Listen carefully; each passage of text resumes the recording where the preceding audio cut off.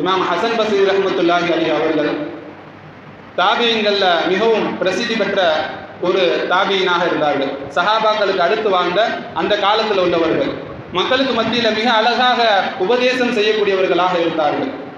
ஒரு தடவை முதியவர்களுக்கு மத்தியில் உபதேசம் செய்கிறப்ப சொன்னாங்க, நல்லா பார்த்துக்கோங்க, ஒரு பயிர் வளருது அப்படின்னு சொன்னால், வளர்ந்து முதிர்ந்துருச்சு அப்படின்னு சொன்னால் அடுத்து அதனுடைய நிலைமை அதை அறுவடை செய்கிறது தான்.